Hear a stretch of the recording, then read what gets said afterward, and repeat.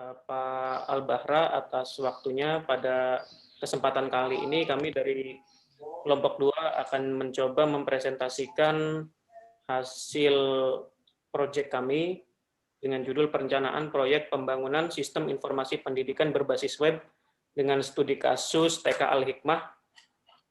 Presentasi kali ini sebagai syarat untuk UAS untuk mata kuliah IT Project Management. Kemudian saya di sini akan memperkenalkan anggota kelompok kami di sini, Pak.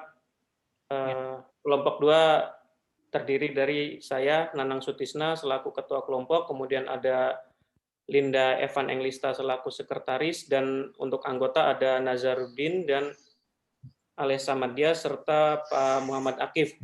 Untuk Pak Nazaruddin sendiri, kebetulan sepertinya tidak melanjutkan perkuliahan, Pak, karena ada satu lain hal. Tadi saya sudah coba chat juga, ternyata sepertinya tidak bisa melanjutkan kuliahnya. Oke, untuk selanjutnya kita akan ke agenda hari ini, Pak. Agenda hari ini kita akan bahas atau akan kita bagi menjadi 5 bagian. Yang pertama terkait pendahuluan, kemudian ada landasan teori. Untuk pendahuluan dan landasan teori ini nanti akan dibahas oleh Pak Alesya. Kemudian bagian ketiga ada metode penelitian, nanti akan disampaikan oleh Pak Akif. Yang bagian keempat ada perencanaan manajemen proyek, nanti akan dibahas oleh Mbak Linda. Adapun bagian terakhir, hasil pengembangan akan coba saya paparkan. Untuk sesi tanya jawab ada nggak Pak Bara? Iya, ada tanya jawab. Ada ya? Berapa orang, Pak? Maaf.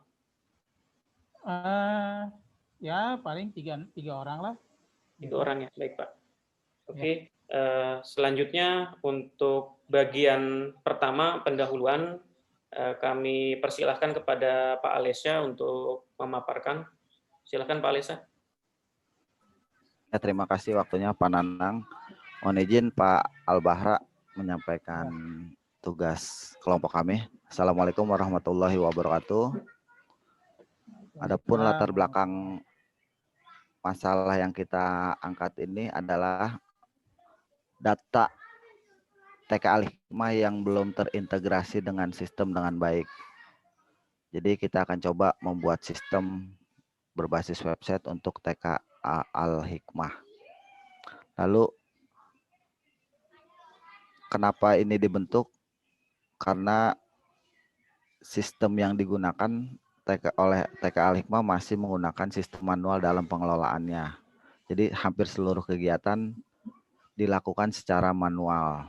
Makanya kita mencoba membuat sistem ini. Lanjut, Mbak. Oke, rumusan masalahnya kita akan coba sampaikan bagaimana membuat perancangannya agar mempermudah layanan pendidikan di TK Al-Hikmah dan bagaimana sistem informasi tersebut berjalan untuk menunjang pelayanan di TK Al-Hikmah.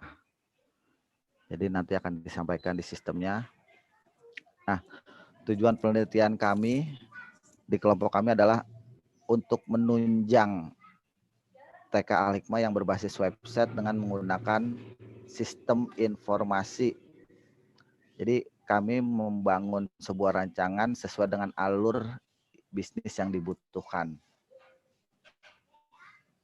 Lanjut, Mbak. Landasan teorinya adalah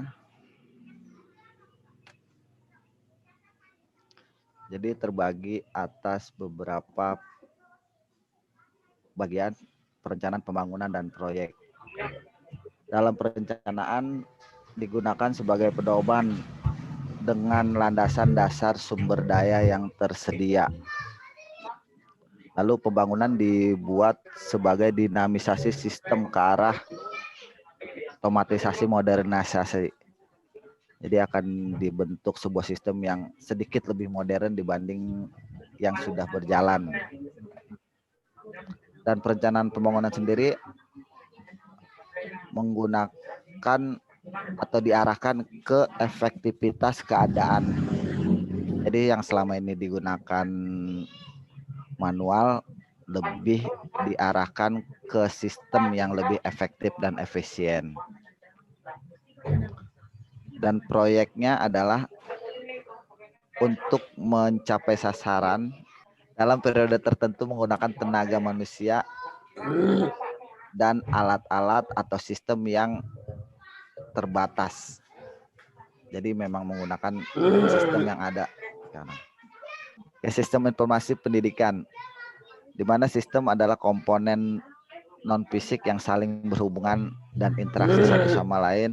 Informasinya dari hasil pengolahan yang telah diorganisir dan memiliki kegunaan dan akan dicoba memperbaiki proses pengambilan keputusan.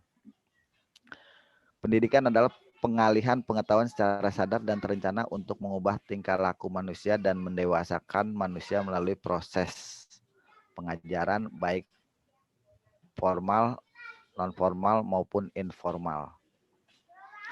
Website adalah sekelompok halaman web yang bagian dari suatu nama domain untuk menampilkan informasi tertentu.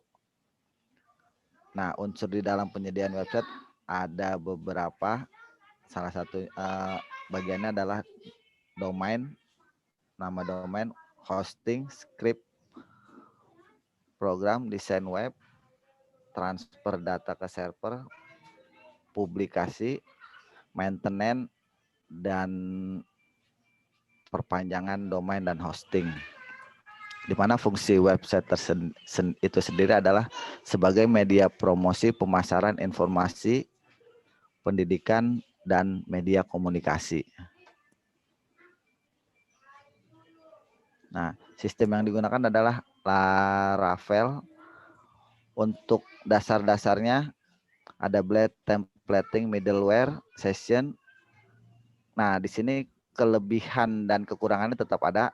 Kelebihan menggunakan Laravel adalah lengkap, komunikatif, open source, tapi ada mungkin umum ya kekurangannya, filenya agak cukup besar, jadi dibutuhkan sebuah sistem yang lebih dari rata-rata.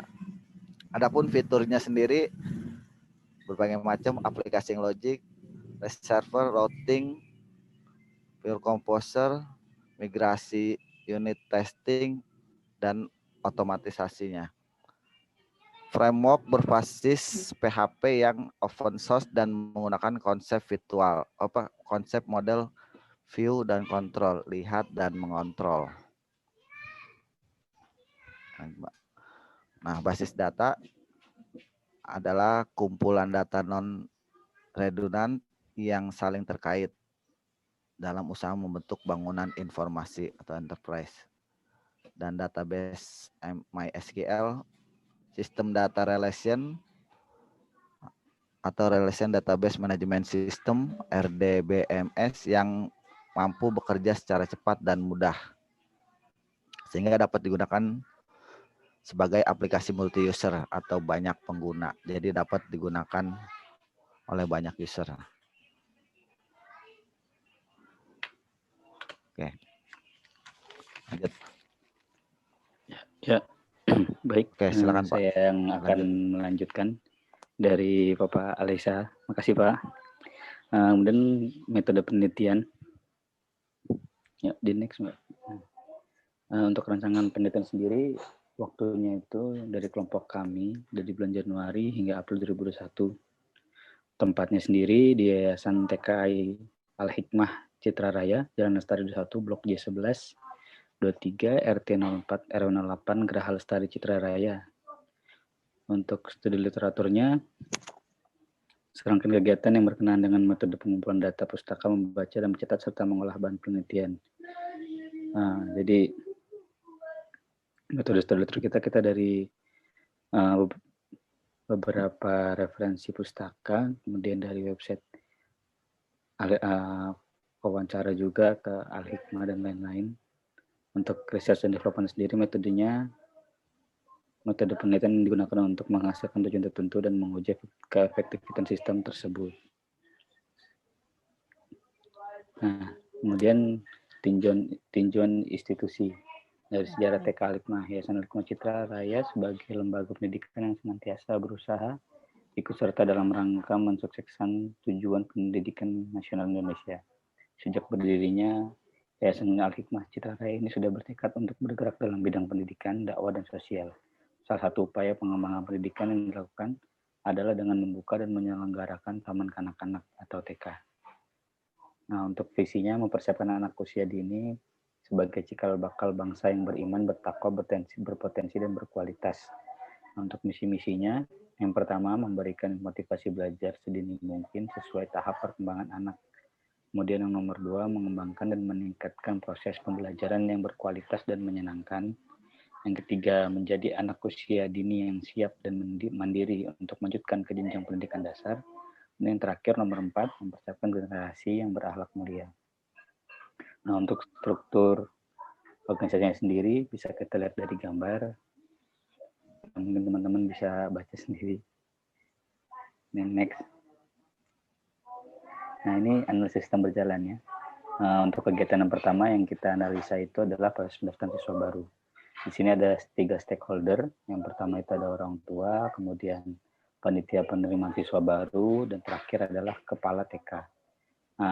Mulainya sendiri dari orang tua murid atau orang tua calon siswa ya, calon murid, dia membeli formulir, kemudian formulir tersebut diserahkan ke panitia PSBB, panitia PSB menerima siswa baru menyiapkan kwitansi dan formulir, kemudian kwitansi formulir tersebut diberikan kembali ke orang tua.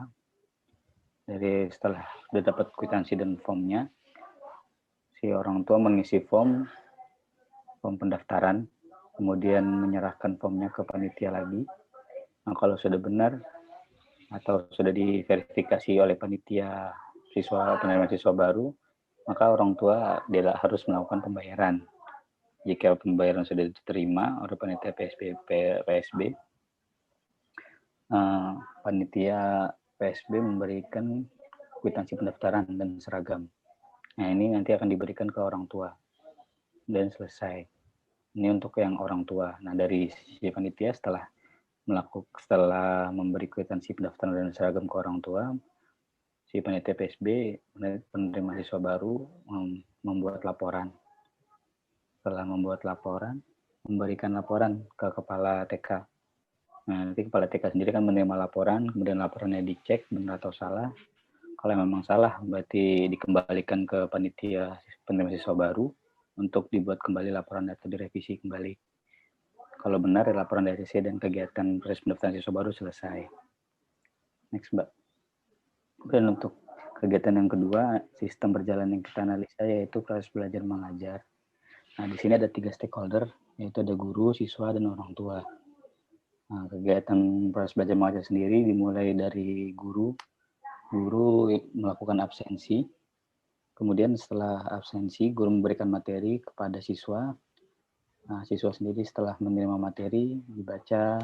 Jika ada pertanyaan, siswa memberikan pertanyaan kepada guru.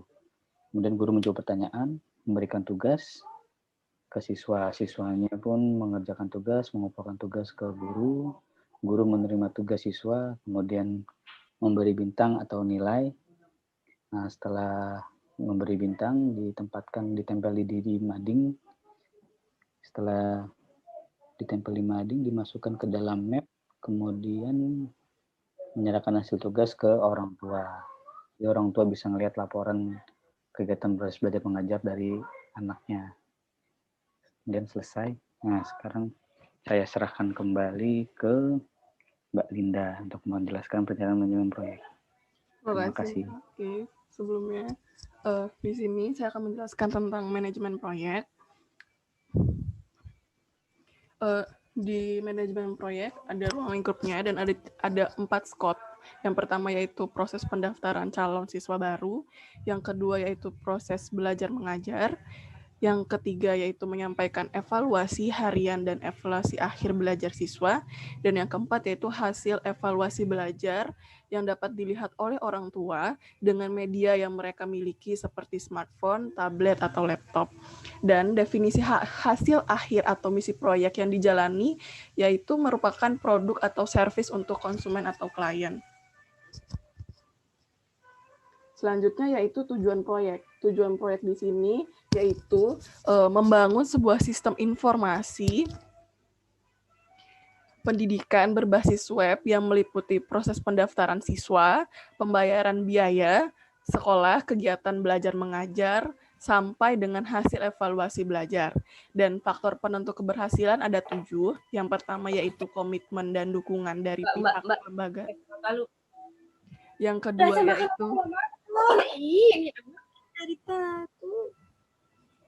yaitu komitmen dan dukungan dari tim proyek.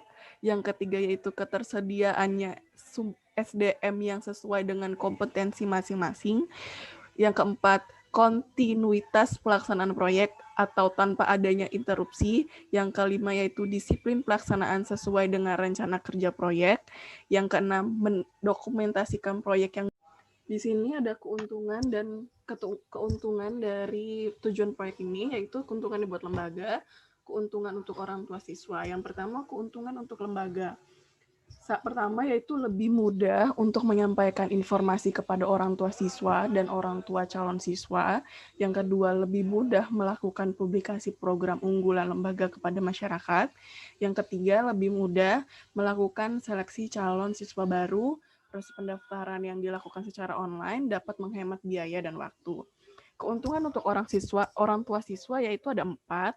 Yang pertama, lebih mudah melihat informasi perkembangan lembaga dan program-program baru dan unggulan yang sedang dijalankan.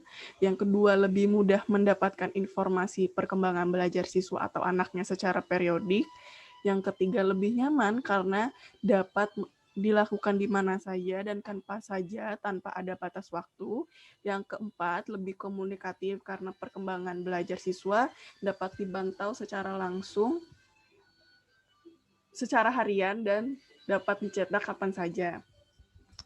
Yang selanjutnya yaitu jadwal proyek dimulai dari tanggal 4 sampai 14 Januari dengan menganalisa dan mendesain sistemnya. Yang kedua yaitu tanggal 15 sampai 25 Januari 2021 dengan melakukan aplikasinya. Selanjutnya yaitu tanggal 26 Januari sampai 9 April melakukan programming terhadap sistem. Yang berikutnya yaitu tanggal 12 sampai 16 April 2021 dengan melakukan testing program. Tanggal 19 sampai 20 April 2021 melakukan instalasi program yang sudah selesai. Selanjutnya yaitu melakukan training user atau SDM pada tanggal 21 sampai 22 April 2021. Tanggal 15 Januari sampai 22 April itu selalu melakukan dokumentasi dari setiap kegiatan yang dilakukan, dan 23 April sampai 20 Mei 2021 melakukan maintenance, dan 4 Juni sampai 23 April melakukan administrasi dan selesai. Di sini struktur organisasinya ada direktur, project owner, manajer proyek, sistem analis, desainer, programmer, tester, dokumentasi, dan administrator. Direktur di sini yaitu Profesor Dr. Al-Bahra, project owner-nya yaitu Bapak Nazarudin, manajer proyeknya yaitu Pak Nanang, sistem analisnya Pak Alesa, dan desainernya saya sendiri, Linda, programmernya yaitu Pak Akif, testernya itu Bu Sinta, dokumentatornya itu saya, Linda, dan administratornya itu Pak Akif. Di sini project owner itu memiliki tugas masing-masing, seperti project manajernya yaitu membuat rencana proyek, kedua yaitu menugaskan pekerjaan ke anggota tim proyek, ketiga memonitor jalannya proyek dan kerja tim proyek, keempat bertanggung jawab atas keberhasilan atas eksekusi proyek, Yang berikutnya yaitu memastikan proyek dapat berjalan dengan sukses sesuai dengan jalan dan ruang lingkup yang disetujui. Yang keenam, mengadakan meeting proyek secara berkala untuk menangani permintaan perubahan.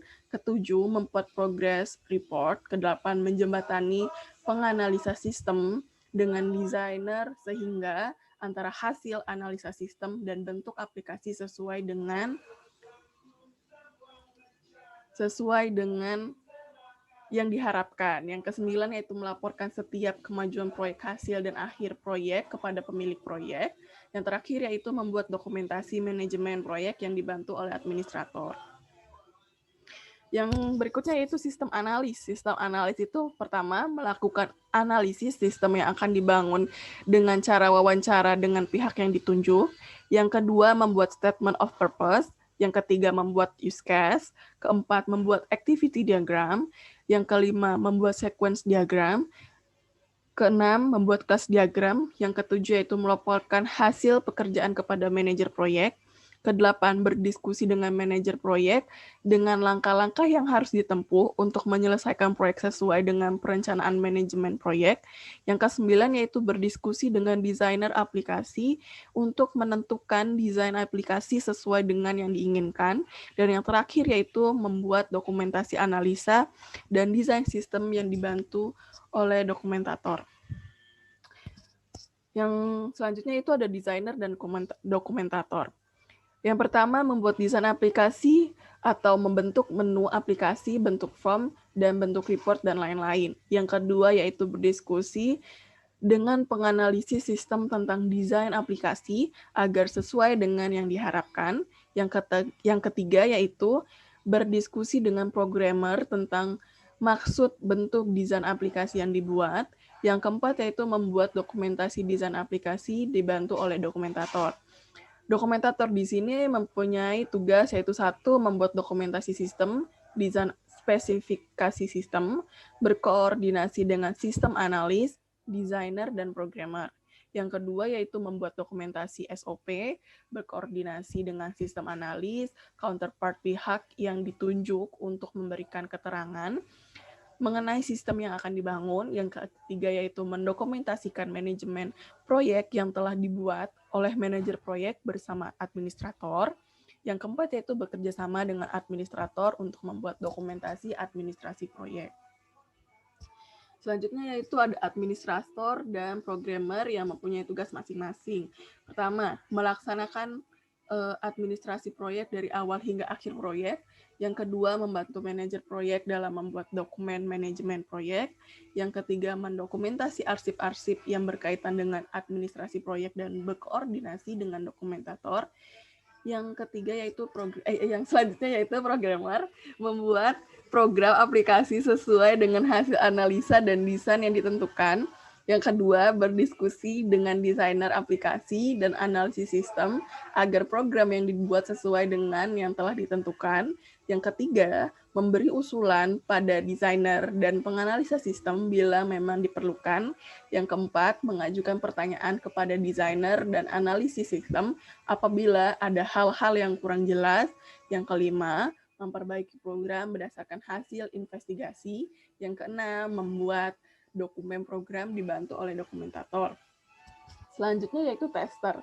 Di sini tester melakukan tes terhadap program aplikasi yang telah dibuat, membuat list tentang hal-hal yang perlu diperbaiki, memberi rekomendasi maupun usulan tentang solusi permasalahan yang dihadapi, membuat dokumentasi tentang hasil testing terhadap program administrasi. Dan selanjutnya itu manajemen komunikasi. Di sini ada dua, yaitu perencanaan komunikasi dan persiapan pertemuan. Perencanaan komunikasinya ini di sini yaitu menjabarkan kebutuhan komunikasi reguler antara anggota tim yang terlibat dalam pengerjaan proyek pembangunan sistem informasi pendidikan Taman Kanak-kanak Al-Hikmah Citra Raya. Sedangkan persiapan pertemuan itu ada 6. Yang pertama, mendistribusikan agenda meeting selambat-lambatnya sehari sebelumnya, pembahasan topik berdasarkan urutan kepentingan yang dimulai dengan topik yang mudah dan setiap topik yang diberikan alokasi waktu, mendistribusikan materi meeting, agenda, serta menginformasikan lokasi dan waktu. Selanjutnya yaitu setiap anggota proyek bertanggung jawab untuk melakukan persiapan, hadir, dan berpartisipasi aktif dalam meeting. Keempat, memimpin meeting dan fasilitator memastikan meeting dapat berjalan dan pada jalurnya dan efektif sehingga tujuan meeting dapat tercapai. Pemimpin meeting akan menunjuk seorang notulen untuk membuat dokumentasi meeting dan mendistribusikannya dengan tepat. Selanjutnya yang terakhir yaitu meeting paling sedikit membahas topik berikut. Yang pertama, kemajuan proyek. Kedua, aktivitas yang akan segera dilakukan. Yang ketiga, pembahasan ulang kontrol perubahan atau change review. Manajemen perubahan di sini ada 3, prosedur kontrol perubahan, pengajuan perubahan, dan monitor perubahan. Prosedur kontrol perubahan pertama yaitu pengajuan perubahan dapat berasal dari setiap anggota tim apabila diperlukan, terutama untuk perubahan yang akan mempengaruhi jadwal dan ruang lingkup kerja. Yang kedua, persetujuan pada form permintaan perubahan atau change request form menunjukkan persetujuan terhadap perubahan jadwal. Yang selanjutnya itu pengajuan perubahan. Pertama, suatu perubahan dapat diajukan ke manajer proyek melalui komunikasi formal atau meeting reguler atau non-formal melalui bentuk komunikasi lainnya.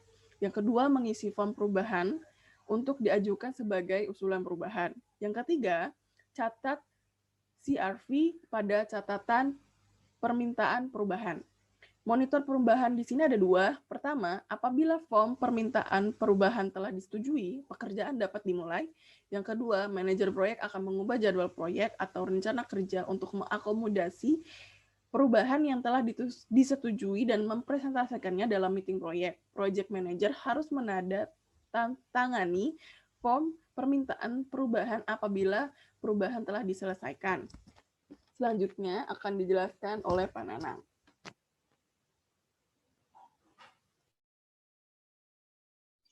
Baik, terima kasih Mbak Linda. Pada bagian ini kami akan coba bahas terkait hasil pengembangan sistemnya. Yang pertama, ketika proses desain dan analisis, ini ada use case-nya. Mbak Linda, next. Oke, untuk use case diagramnya di sini ada 4 aktor utama, yaitu admin, parent, teacher, dan accountant. Di sini admin bisa melakukan proses input semua data, mulai dari mengelola ujian, penilaian, kemudian data masternya seperti subjek di sini berarti ini ya mata pelajaran, kemudian data user seperti data user account di sini ada user berupa teacher, accountant, dan parent-nya. Jadi semua yang mengelola ada di admin, termasuk edit setting untuk sistemnya. Kemudian sampai melihat nilai siswanya, dan seterusnya. Intinya semua yang ada di sistem ini bisa dimanipulasi oleh admin. Kemudian untuk guru dibagi menjadi 2 ya. Di sini ada inheritance ya, ada turunannya, ada teacher, ada class teacher. Kalau class teacher di sini berarti dia guru kelas. Sehingga kalau guru kelas dia bisa memanage timetable atau jadwal. Jadi yang mengatur jadwalnya di sini ada guru kelas. Kemudian kalau guru biasa di sini hanya bisa manage on class atau section atau mengelola kelas yang dikelolanya sendiri, kemudian untuk merekod atau merekam nilai mata pelajarannya per siswa dan seterusnya, kemudian mengupload materi. Untuk akuntan sendiri yang ditangani tidak banyak, dia hanya menangani 2, yaitu terkait pengelolaan pembayaran dan tagihan, kemudian mencetak bukti pembayaran. Jadi kalau untuk akuntan sangat simpel, hanya 2 use case saja. Untuk orang tua, ini seperti bisa melihat profil guru, kemudian bisa melihat jadwal anaknya, kemudian bisa melihat nilai anaknya, termasuk mendownload ininya ya, file dalam bentuk PDF, kemudian bisa melihat tentu saja pembayaran, misalkan sisa berapa atau masih ada tagihan atau tidak. Kemudian di sini ada view notice board atau pengumuman. Biasanya dari sekolah ini ada pengumuman yang dibuat oleh admin di sini. Oke, lanjut Mbak Linda. Setelah kami membuat analisa dan desain dalam bentuk use case, yang selanjutnya adalah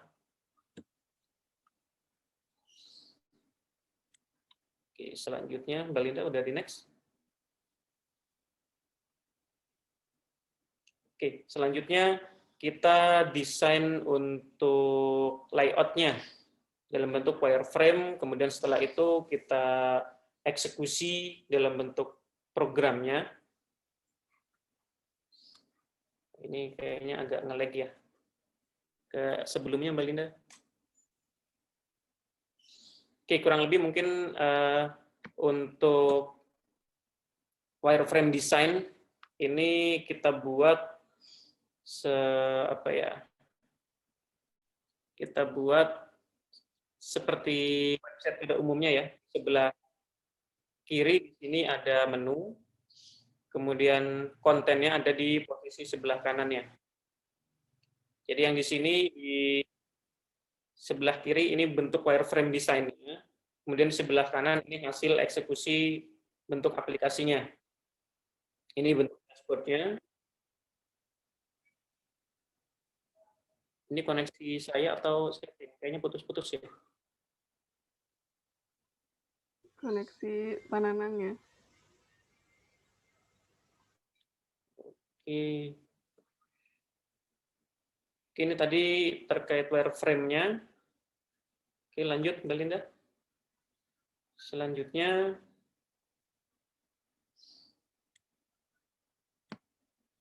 mungkin kita langsung ke ini ya. Kita lihat aplikasinya langsung deh. Yang sudah jadinya saya coba share screen ya di sini. Kebetulan kami sudah mengonline-kan aplikasinya. Ini sudah kelihatan belum di sana? Teman-teman yang lain udah bisa Pak. lihat? Udah. Oke, ini menu login-nya. Barangnya baru masuk. Barangnya baru masuk.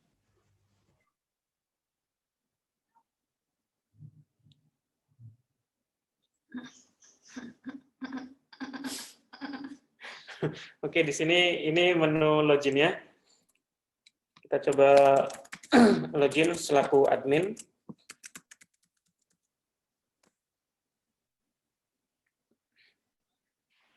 Oke, untuk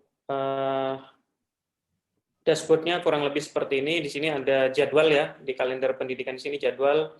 Nanti kalau ada pengumuman muncul di sini, di notice-nya. Kurang lebih kayak Google Calendar lah, sama ya. Ada notice-nya di sini.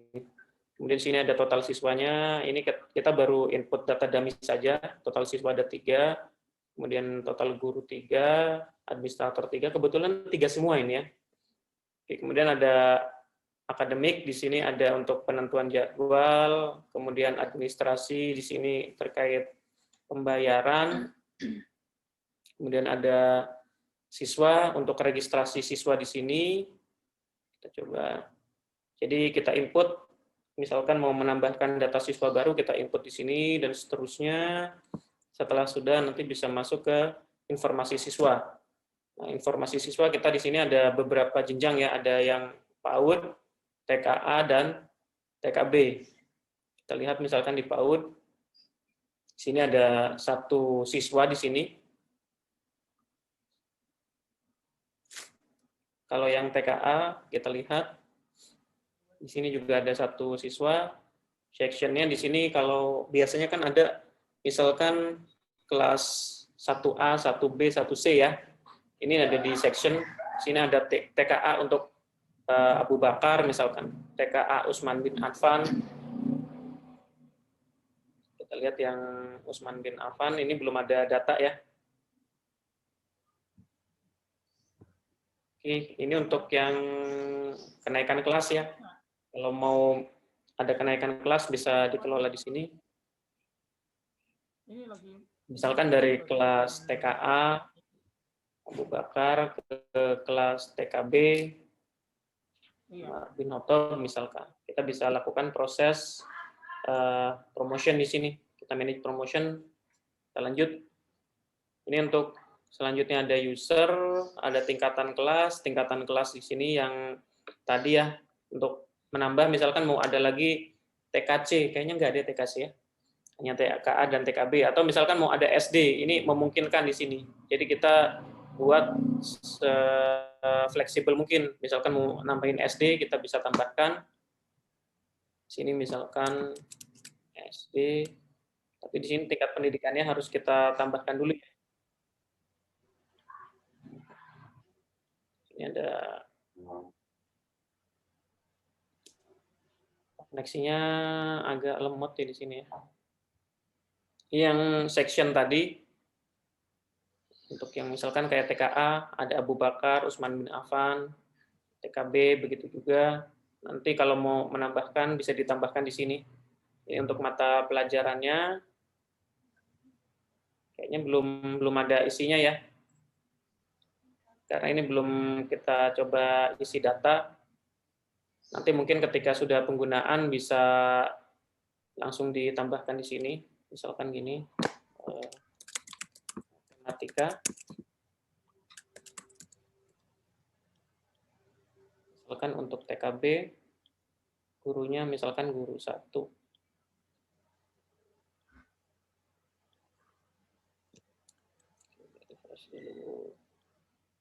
Tadi TK apa TKB? TKB ya. Ini sudah masuk untuk mata pelajarannya. Ini kalau di sini untuk yang ujian, kemudian ini untuk pengaturan. Pengaturan di sini kita bisa menentukan nama sekolahnya, tahun ajaran yang aktifnya, kemudian ada di sini untuk biaya sekolah ya. Semester berikutnya misalkan biayanya berapa, kita tentukan di sini. Ini nanti akan jadi dasar di tagihan ketika kita membuat tagihan di sini. Kita coba cek. Contohnya ini ada biaya SPP bulan November 2020. Ini nilai tagihannya menyesuaikan di pengaturan yang ada di sini. Ya. Kita coba cek dulu. Di sini kita bisa edit misalkan.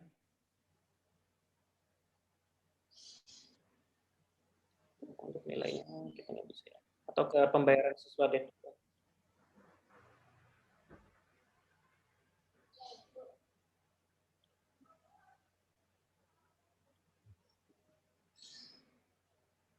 Ini kita bisa lihat yang ada completed dan incompleted. Tapi sepertinya belum ada proses pembayaran di sini. Kurang lebih mungkin untuk sistemnya seperti itu. Mohon maaf kepada Pak Bahra karena ini koneksinya kebetulan sepertinya sedang kurang bagus Pak di saya Pak. Baik, mungkin selanjutnya untuk sesi tanya jawab kami persilakan kepada rekan-rekan ingin bertanya. Ya, silakan yang ingin bertanya, silakan.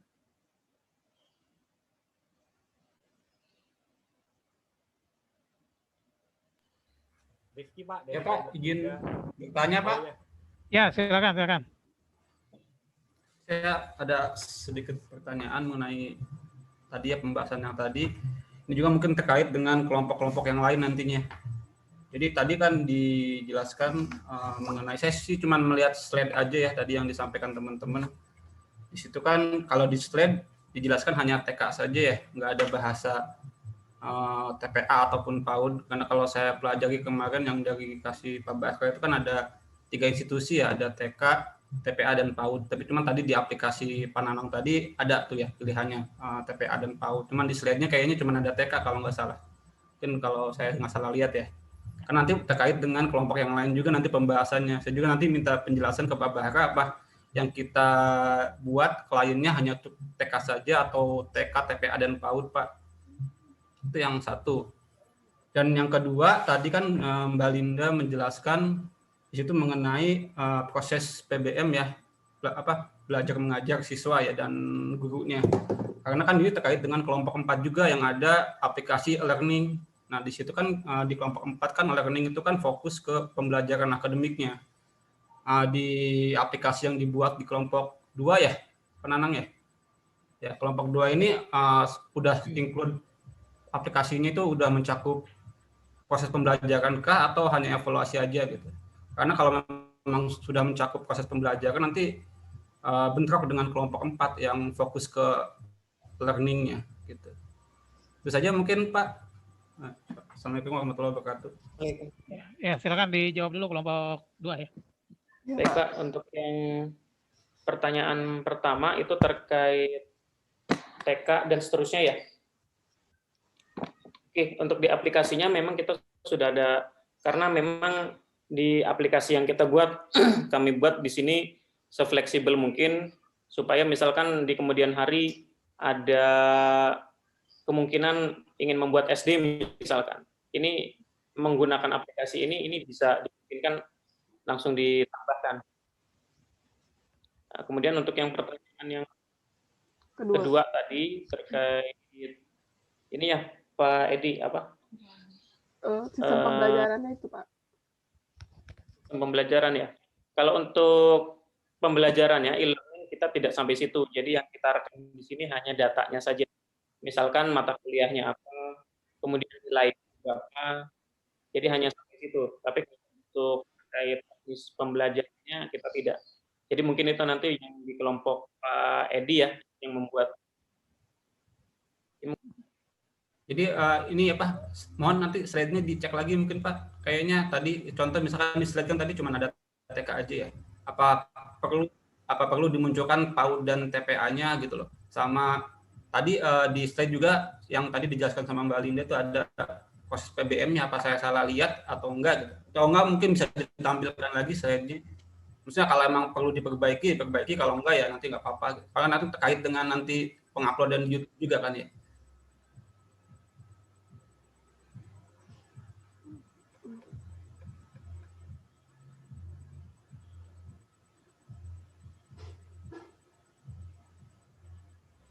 Di sini. PBM. Yang kayak tingkat-tingkat gitu kalau nggak salah, kayak ada tingkat-tingkat. Yang analisis sistem berjalan. Yang pas Mbak Linda kalau nggak salah. Bukan pas saya. Bukan, yang tingkat-tingkat itu apa ya? Yang kayak tingkat itu loh Mbak Linda. Iya. Yang scope ya, scope ya. Nah itu ada scope nomor 2 tuh. Itu maksudnya ke tahapan mana itu? Oh kalau itu gini Pak Edi, proses belajar mengajar di sini ini termasuk misalkan kayak penilaian, kemudian ujian. Ini proses pencatatan nilainya di situ, bukan kegiatan belajarnya bukan. Jadi kayaknya cocoknya evaluasi kali ya, bukan proses belajar mengajar Pak ya? Enggak, kalau evaluasi akademis kali ya. Beda. Kalau gimana Pak Bahra? Kalau PBN masuknya gimana tuh Pak? Mungkin minta masukan ke Pak Bahra kali. Nggak apa-apa, nanti gini aja yang sudah dibuat proses belajar mengajar yang ada itu jadi bahagian dari PBM tapi yang offline.